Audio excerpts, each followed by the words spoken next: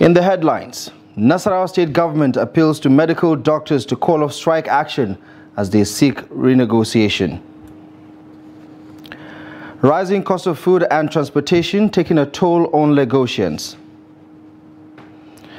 And Kwara reverses 3-day working policy for civil servants. And on the foreign scene, 16 killed in poisonous gas leak in South African suburb. Hello there, good afternoon and welcome to Trust News Update. I'm Abdullahi Ahmed.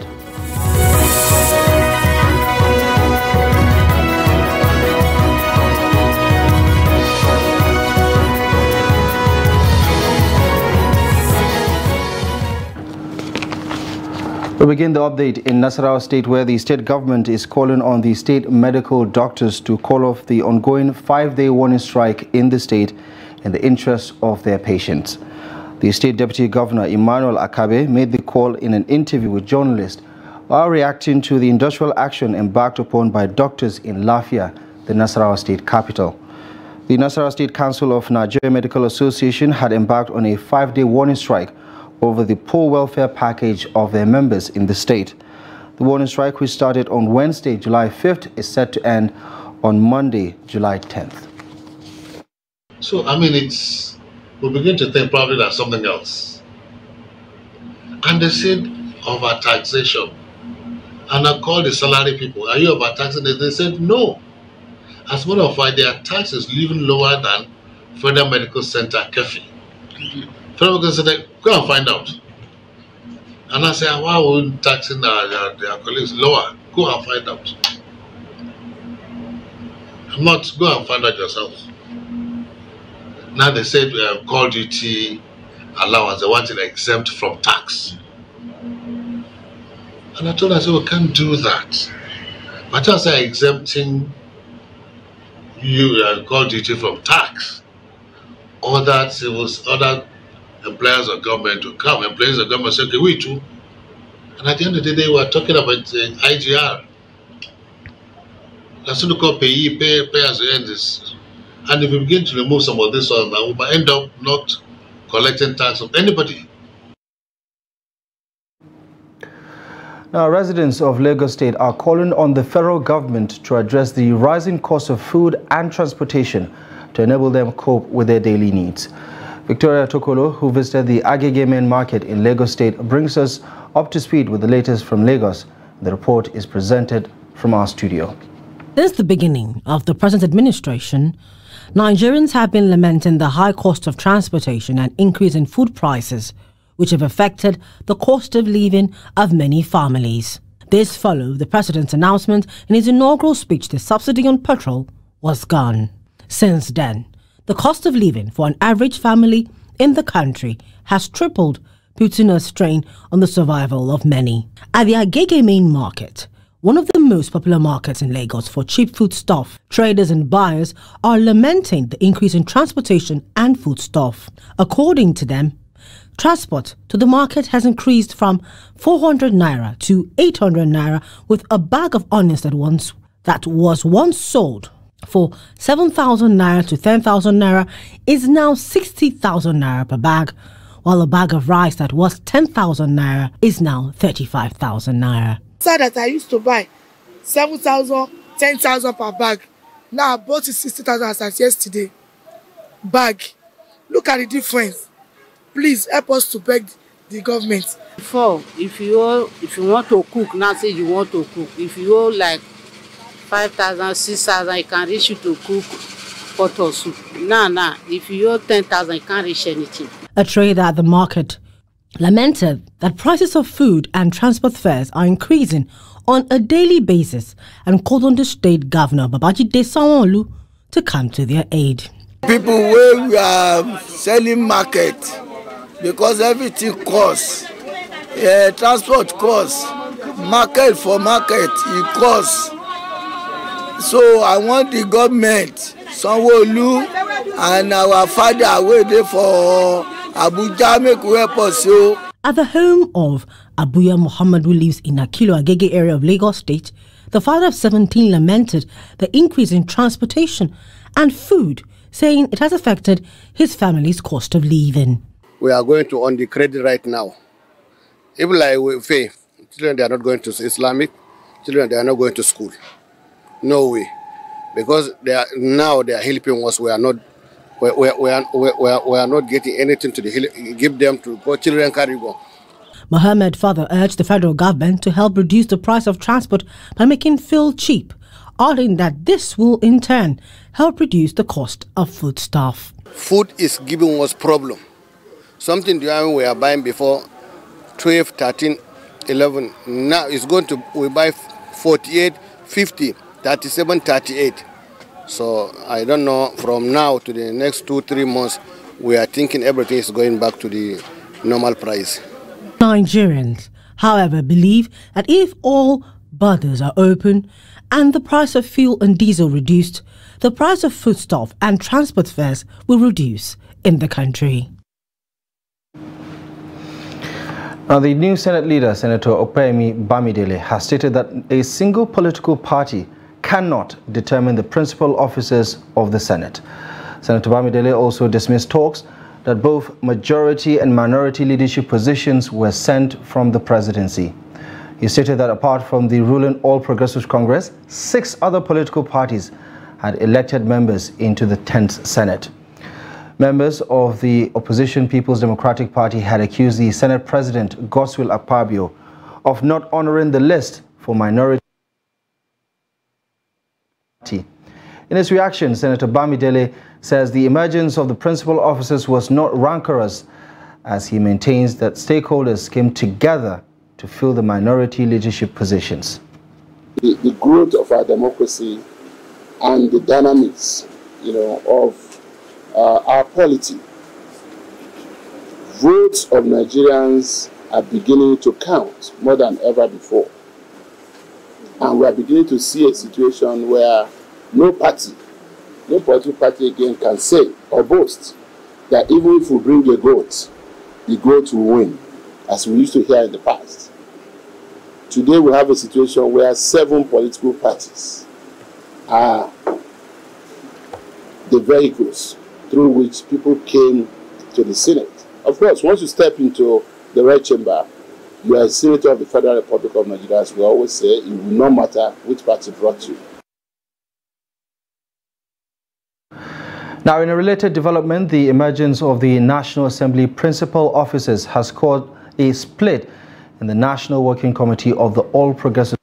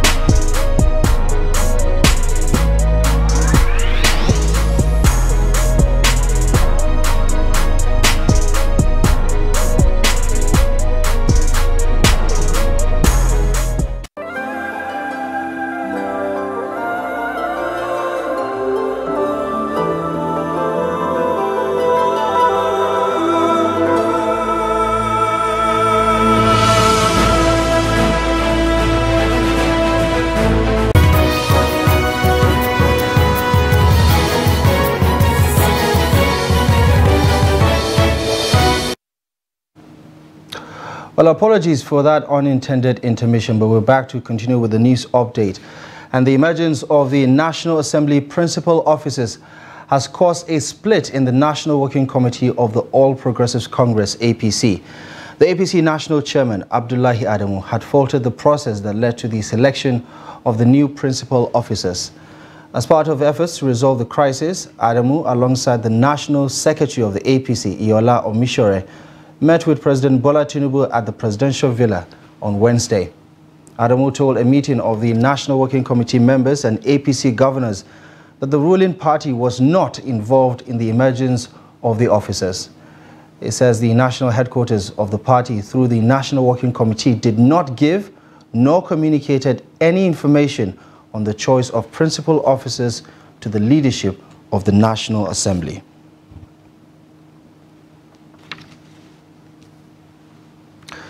In a related development, the emergence of the National Assembly principal officers is set to re-echo the Cold War between groups within the ruling All Progressives Congress.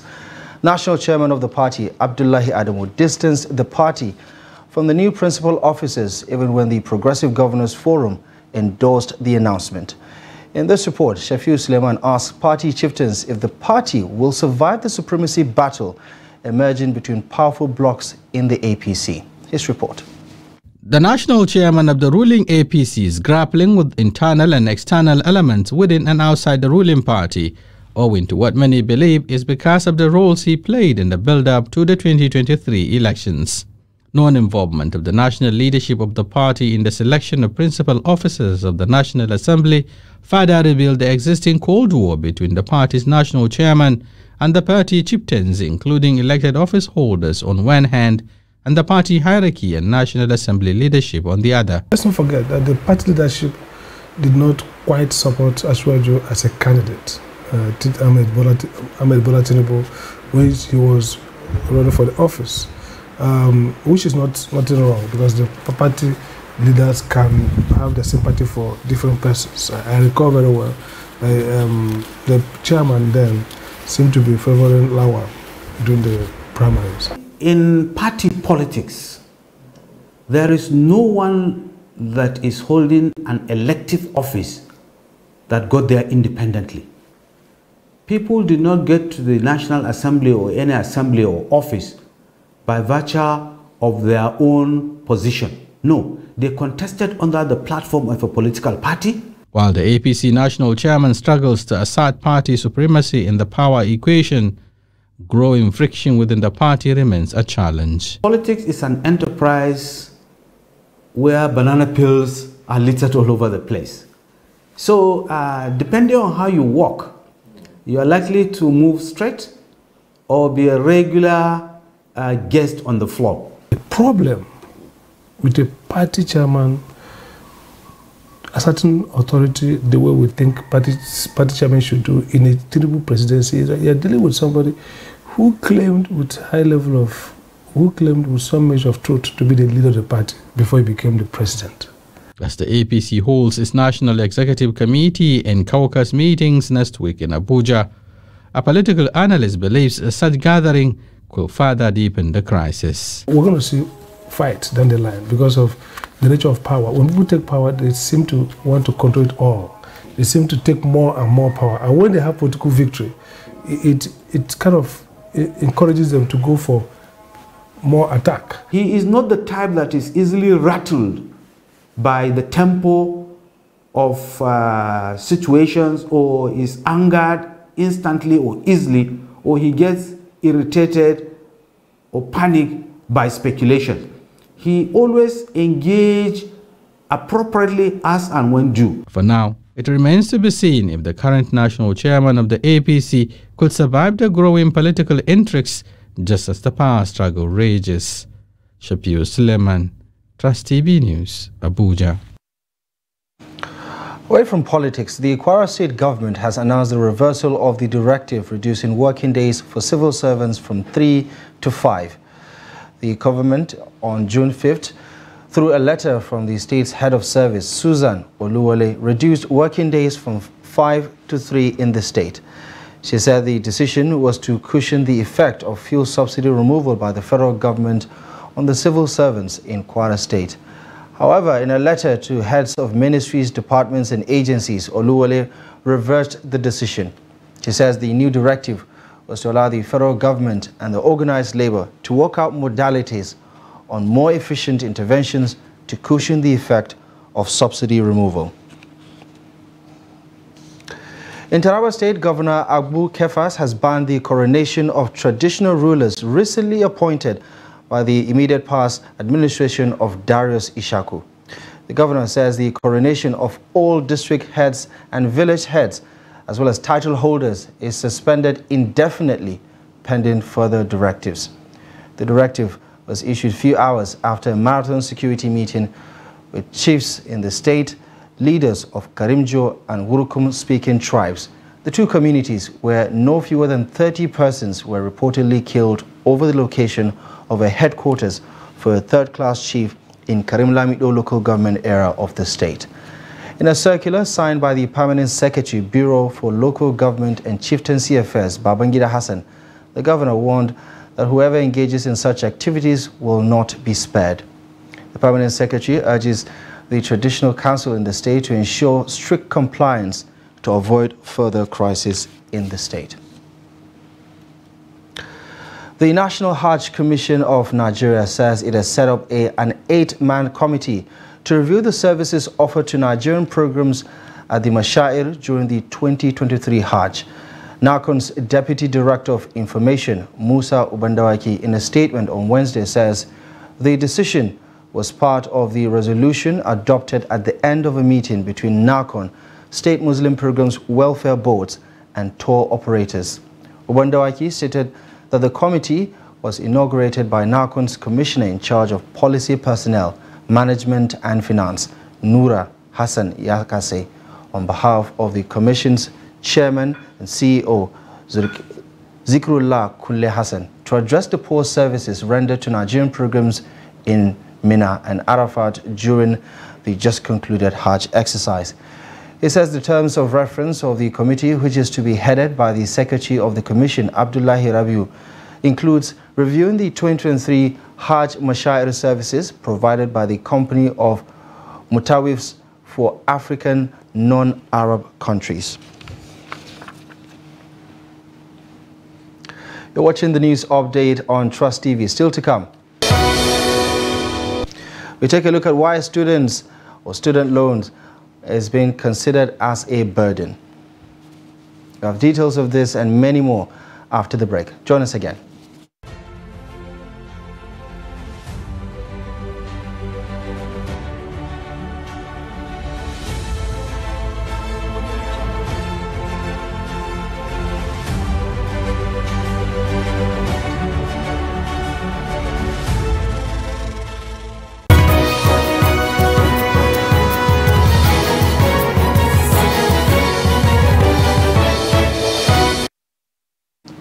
Welcome back and thank you most kindly for staying with us on Trust News Update. Here's a quick recap of our top stories at this hour.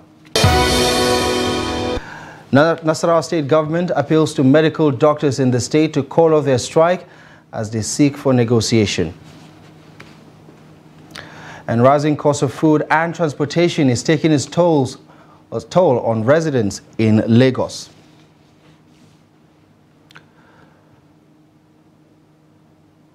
Moving on now, the House of Representatives has called on the Joint Admissions and Matriculation Board, JAMB, to stay action banning the embattled alleged JAMB cheat, Mesoma Ejikeme, from taking the UTME examinations for the next 3 years. The decision was reached on Wednesday when the motion came up for hearing during plenary. Here's the report. The media has been recently awash with news of a 17-year-old Mesoma Ejikeme Joy from Anambra State who was accused of allegedly falsifying her Joint Admissions and Matriculations Board results conducted early this year. Recall that on Tuesday, JAMB handed a 3-year ban on Mesoma, a decision that further threw mixed reactions from the public and forced the House of Representatives to intervene. While moving the motion at plenary, Representative Awaji Inombank Abiante said there is need to tread cautiously on the matter so as to allow justice to prevail for all parties involved in the controversy. I have watched, painfully so, sir, someone from the Joint Admission and Matriculation Board ascribing to itself the powers to accuse, the powers to investigate, and the powers to even confer punishments without giving opportunities of fair hearing.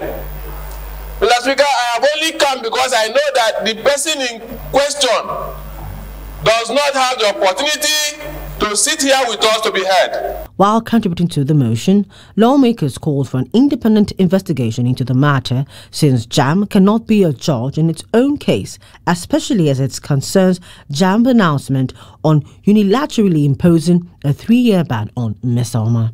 JAMB's approach has failed the test of institutional procedure.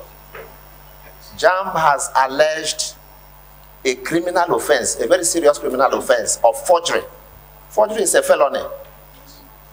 And then JAMB at the same time, just like somebody stated, is also investigating this allegation of forgery without, when there is supposed to be a presumption of innocence. JAMB has also gone ahead to even punish the girl. I mean, come on, something is definitely wrong with that process. It's an IT issue.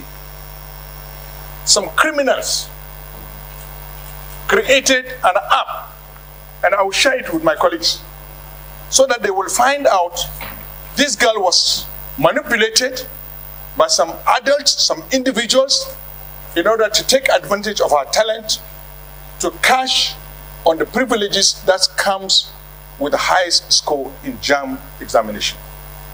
I believe this girl is innocent.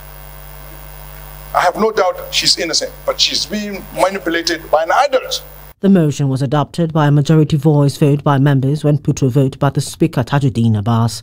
The Speaker immediately set up an ad hoc committee to investigate the allegation and report back in 1 week for further legislative action.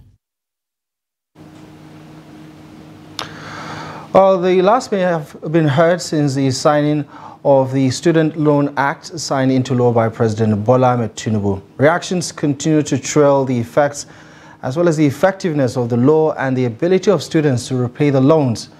Professor Lawan Abubakar, Bauchi Zone Coordinator of the Academic Staff Union of Universities, told Trust TV that the loan will impose a lifetime burden on students who could not secure white-collar jobs after graduation.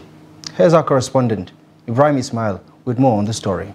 Last month, President Bola Tinubu signed into law the Student Loan Bill that provides interest-free education loans for Nigerians who cannot afford to pay fees in tertiary institutions. Nigerian students who access the loan will pay in installments in 2 years after completing the National Youth Service Corps (NYSC) program, while some students said the loan repayment can be very difficult for lack of jobs. Others feel it can be repaid. In the law guiding the loan, he said that the student will pay it after securing a job. To those who read the bill, they will see that they said whether self-employed or civil or government job, their belief is that after 2 years of graduation, there must be a way that you are earning something in your life. In this country, it goes a long way in alleviating some sufferings for the student. Looking at the fact that the school fees and other things are very expensive, so they can use the money to purchase some textbooks and other things that will be of help to them. So I think it's very important and it's very pivotal to the development and the growth of the students academically. Coordinator of the Academic Staff Union of Universities, ASU Bauchi Zone, Professor Lawan Abubakar, said the union will challenge the federal government on the implementation of the loan scheme. You will be bedeviled by bills and at the same time serving students' loan scheme debt. It has become a problem, and the loan you keep paying throughout your life, you will not have anything. Throughout your life, you will be servicing loan and paying bills. And people have become hopeless in those countries to the extent of getting depressed and even committing suicide. We have seen that Germany and even the US had to write off some of these debts, and it has failed in Mexico. It was tested in this country. Before signing the Students' Loan Bill into law, Nigerian students have been struggling with registration fees increment in universities, forcing a lot of them to abandon pursuit of higher learning. Ibrahim Ismail, Trust TV News, Gombe.